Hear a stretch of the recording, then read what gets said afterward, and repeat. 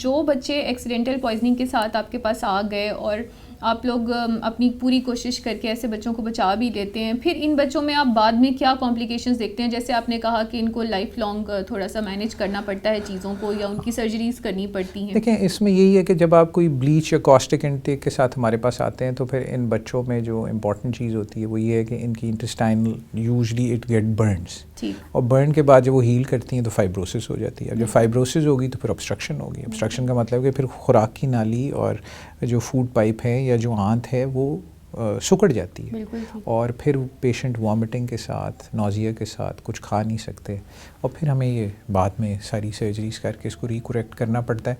और कई दफ़ा क्योंकि ये सारे इनहेल्ड पॉइजन्स भी हैं, क्योंकि इनके फ्यूम्स भी होते हैं, तो दे कैन गेट इनहेल्ड। इसी तरह यहीं से अगर हम बात आगे लें तो कई दफ़ा पेट्रोल या डीजल या ऐसी चीज़ें, मट्टी का तेल घर में पड़ा होता है, वो बच्चे ले लें तो इनहेल्ड पॉइजनिंग हो जाती है। फिजी ड्रिंक्स की बॉटल्स में ही अनफॉर्चुनेटली डाल के रखा हुआ होता है, और वो नीचे पड़े होते हैं, किसी ऊंची जगह पे नहीं रखे होते, तो छोटे बच्चों के लिए एक्सेसिबल होते हैं। तो इनहेलेशन पॉइजनिंग है वो फिर लाइफ लॉन्ग कई दफ़ा आपकी लंग्स को डैमेज कर देता है। और क्योंकि everything is to be healed by fibrosis, जब भी उसने फाइब्रोसिस होना है, लंग्स हों, इंटेस्टाइन्स हों, वो सिकुड़ जाएंगी। जब सिकुड़ जाएंगी तो फिर आपको लाइफ लॉन्ग डिसेबिलिटीज़ देखनी पड़ती है। बिल्कुल ठीक। सर, अब हम पॉइजनिंग की बात कर रहे हैं तो आजकल सर्दियों का मौसम है और सब लोग गैस हीटर्स भी इस्तेमाल करते हैं। तो आपको पता है गैस आती जाती रहती है, और बहुत सारे लोग इस चीज़ के लिए एहतियात नहीं करते, हीटर्स कमरे में ऑन करके सो जाते हैं। तो थोड़ा सा इसके बारे में आप हमारे साथ डिस्कशन कीजिए। हाँ, सबसे पहले तो जी हमें ये समझ रहे हैं कि ये जो हमारी गैस है जो हमें घरों में सप्लाई की जाती है, it's not meant to warm you. ये आपको गर्म करने के लिए नहीं बनाई गई कि आप सर्दी में इससे बचें। अब तो खैर इतनी महंगी होगी कि मेरे ख्याल से अब तो लोग वैसे भी उसको बर्न करना बंद कर दिए, ये आती नहीं है। तो अब ये है कि हमें समझना है कि ये सिर्फ कुकिंग पर्पसेस के लिए होनी चाहिए, या कोई और पर्पस है आप उसको यूज़ करो, गीज़र ऑन करना है, कुछ और करना है। इसकी क्योंकि बर्निंग से बहुत ज़्यादा कार्बन मोनोऑक्साइड प्रोड्यूस होती है और वो ग्रेजुअली एक्यूमुलेट होती है। इसका प्रॉब्लम ये है कि ये ऐसी गैस नहीं है कि आप रूम में आएँ और आप उसको स्मेल करें और आप फ़ौरन गिर जाएं। It's going to build gradually in your blood, और जूं बढ़ती जाएगी वो आपको ड्राउजी करती जाएगी, और आपको पता भी नहीं लगेगा, आप सोते में यू पास अवे, आपको पता ही नहीं लगेगा कि वो क्या हो रहा है। तो इसलिए ये बड़ी डेंजरस चीज़ है। तो मेरी तो यही एक सजेशन होगी कि गैस के हीटर्स बंद कर दें, डोंट यूज़ देम। और सर, अब जैसे टेक्नोलॉजी बहुत बेहतर हो गई है, तो जिस तरह इन्वर्टर एसीज हैं उन्हीं में हीट मोड भी ऑन होता है, और आप आराम से वो इस्तेमाल करें क्योंकि उसमें सेफ्टी कम्स फर्स्ट। एग्जैक्टली। अगर आपने गैस के हीटर्स यूज़ करने भी हैं, आपके लिए बहुत मुश्किल है, please use them in open places.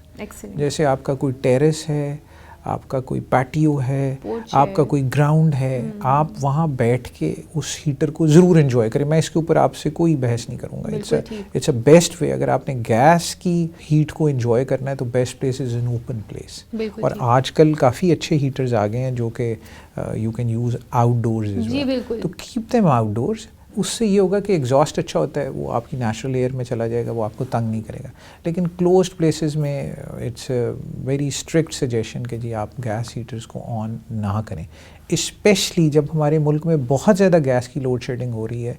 तो वी डोंट नो किस वक्त गैस चली जाए, आप अवेलेबल ना हो, आप सोए हुए हों और पीछे से गैस लीक हो, and then that's another thing. लेकिन एक तो हमने उसको बर्न करके उससे कार्बन मोनोऑक्साइड निकाली, दूसरा हमने उसको प्रॉपर्ली बंद ही नहीं किया एंड इट स्टेज ऑन। तो ये भी एक इशू हम देख रहे हैं कि बहुत सारे लोग इस तरह भी हमारे पास इमरजेंसीज में प्रेजेंट कर रहे हैं। बिल्कुल ठीक। अच्छा सर, बहुत सारे लोग गैस गीज़र्स लगाते हैं बाथरूम्स में, तो इसके बारे में आप क्या कमेंट करेंगे? क्या वो सेफ़ हैं, लगने चाहिए या नहीं लगने चाहिए, या बाथरूम से बाहर उनको इंस्टॉल करना चाहिए? क्योंकि ऐसे बहुत सारे केसेस हैं जो इमरजेंसीज़ में आते हैं कि बाथरूम में गैस एक्यूमुलेट हुई और उसके बाद जो है वो। और जी बिल्कुल, ये देखें same goes for the gas geysers as well, they should be outside.